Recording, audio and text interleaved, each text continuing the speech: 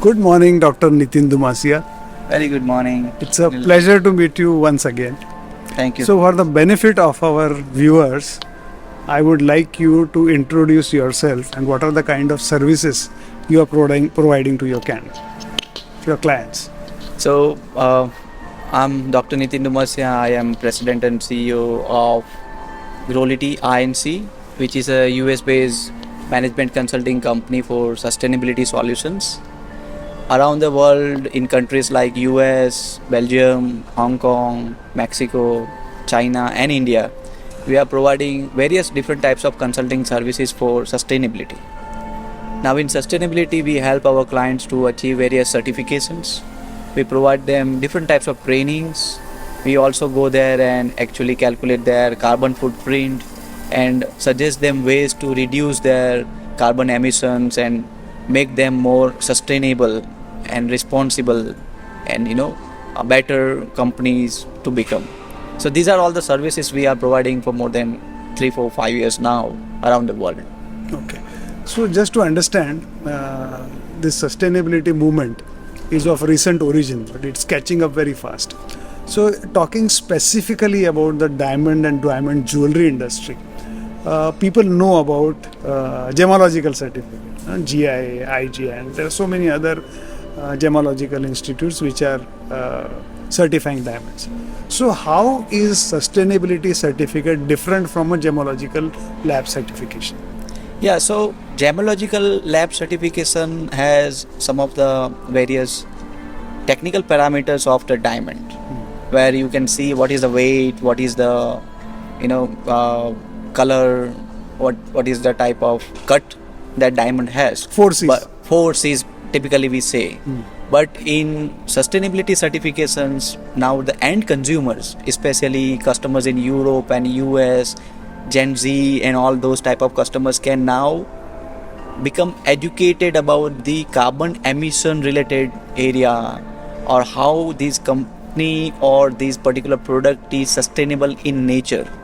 So how much water was consumed when it was manufactured, how much plastics or papers were consumed. So these all are the elements which were not on the surface so far. We were only talking about few technical parameters of diamonds, 4 C's and all. But now because of these sustainability certifications, we have also the opportunity to understand these parameters. Okay, so fair point. What I found, I met a lot of people, and there are two agencies which are very popular as third-party certification agencies, namely SCS Global, SCS 007 certification. I've heard from so many people. On the other hand, even Positive Luxury, their name also comes up in conversations about sustainability. So SCS Global, which is I think headquarters in America, and a lot of buyers are insisting on their certification. Now when I was talking to different people, there are jewelry manufacturers also certified, growers are also certified, retailers are also certified. If you can tell us, elaborate a little bit in detail about which are the various categories and how does it impact the end consumer or maybe even a B2B buyer.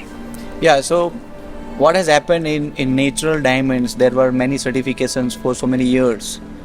But in lab grown especially, if we talk about lab grown diamonds, then these are the couple of certifications right now available in the market, which are very much popular.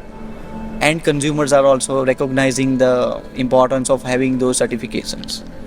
When we talk about SCS Global, it is a California-based American company for many years now, and they are not only in diamonds, but they have different products, certifications like food and all as well. But for our conversation, this is a very focused conversation between us. So please tell us about SCS association with the lab grown diamond. Yeah, so SCS brought 2 years back, there is a diamond certification called SCS 007 sustainability rated diamonds certification. So it is a standard which SCS has generated.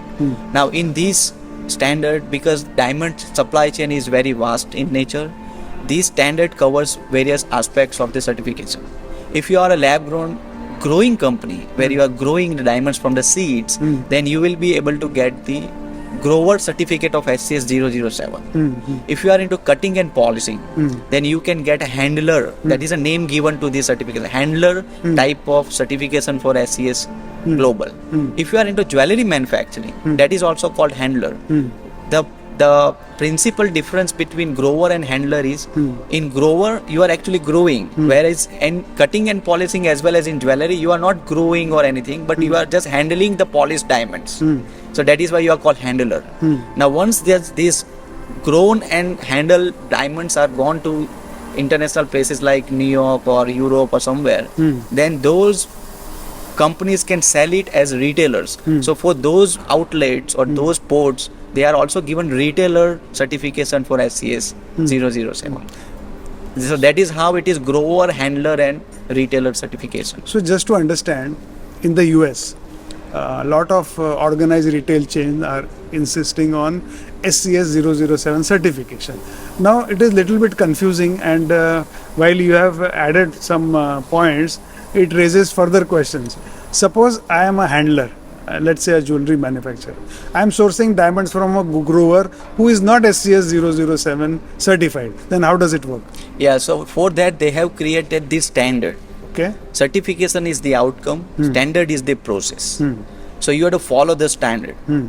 It is very much nicely mentioned in the standard that if you are a handler, then you have only right to use the grown certified stones from the grower, certified growers. So if there are very few growers, so then how does it? How do we move forward? So the standard says the chain breaks if you don't use stones which are coming from grower. You are not entitled then to use your certification of handler as a certified, as a handler. certified company or handler. So that is the only condition they have kept. You have to use grown diamonds coming from the grower, certified grower. No, but then again it is confusing because I was there at the GJEPC show, and there is one particular company which we are handlers, and I don't want to name the company, but I can tell you off the record. They say they are they have SCS certification, but they are sourcing diamonds from a grower who is not SCS. Yeah, so what they can do, they can manufacture jewelry of 100 types, but in those 100 types of jewelry, they can keep 2 or 3 types of jewelry which are exclusive jewelry for certified SCS stones jewelry. They can sell their 98 jewelry by saying it is a general jewelry, and those 2 jewelry where the stones which are studied in the jewelry are actually coming from growing facility, and they are, as handlers, they are using those stones on those 2 jewelry only. They can only sell those 2 jewelry, or they can claim that only these 2 jewelry are SCS certified jewelry. Not all 100 jewelries are SCS certified jewelry. But then again, see, it is subject to manipulation. Suppose you are using that your logo SCS 007 certified in your communication, but you are selling different types of jewelry. Then it confuses people. That is what is happening. But ideally the standard says you can only claim yourself as grower, handler or retailer if you are using the stones coming out of that chain. That is what the standard says. Okay. For marketing purpose, people are using it. We all know how they are using it, but we have to always abide what standard says. Okay, got it. Now it is clear. So if I understand correctly, if I am a retailer, if I have a SCS 007 or any sustainability certificate, I have to ensure that the handler is also certified and the grower is also. Am I right? So what happens when the product goes in end consumer's hand? They are also getting the entire trail of from where it has come. So the product goes with the kind of a QR code when it is in a retail shop. The end consumers, preferably the Gen Z consumer, is now able to scan the QR code and check the entire traceability. So in that traceability, you have to comply that it has come from all the certified handlers as well as growers. So out of your clients, if you can quote an example which is end-to-end certified, for example, craft. Yeah, so craft has a growing facility in Surat, in Ichhapur, that is certified now by SCS. Okay. So that they are certified growers. After they grow the diamonds over there in that particular certified facility, those grown diamonds are sent to their own cutting and polishing unit. That cutting and polishing unit is also certified as handler by SCS. And then they are sending their polished diamonds to the jewelry factory, which is right now in the process to get certified as handler. So that way they are in the process to make the entire chain compliant with the standard of SCS 007. Oh, okay. So it is end-to-end certified. It is end to end. And what about your clients such as Smiling Rocks? Because I believe they got certification recently. So what category of certification have they received? So Smiling Rocks has received the category of handler for one of the cutting and polishing facility. We are right now also in the process to get their China jewelry factory get certified. Once that is certified, then they can also claim their jewelry also as certified. The polished diamonds are already certified because it is coming from the handling facility. Oh, okay.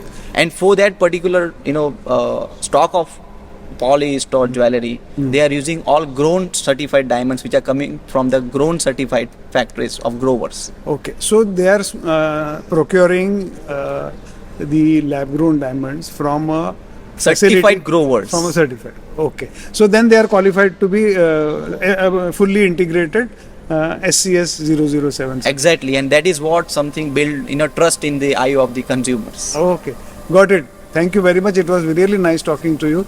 But now we have understood the SCS 007 part. Is pure luxury no, pure nahi, is positive luxury. Is it different? Are the norms different? Is the procedure different? How is it? So positive luxury is a kind of a recognition for the luxury industry, where they have designed a very special badge of butterfly mark. Okay. So as a positive luxury products retailer, you can put that butterfly mark on your product or on the merchandise of your product. So suppose Louis Vuitton today is certified positive luxury product. So when you go and purchase Louis Vuitton products like belts or whatever, then on that product also will be able to find the butterfly mark, or on the merchandise, the packaging materials of the product, you will also be able to get the butterfly mark. So when I was working with Smiling Rocks, because Smiling Rocks jewelry is now positive luxury certified brand, so they have very exclusive process of ESG plus compliant processes. Okay. So they positive luxury people do audit for all the brands to comply environmental, social, governance aspects of that brand, and once you are complying all the parameters of that process, then they issue you the butterfly mark, and then only after that you can use it on your product as well as on merchandise. Thank you very much. It was nice talking to you. Very pleasure. Thank you so much.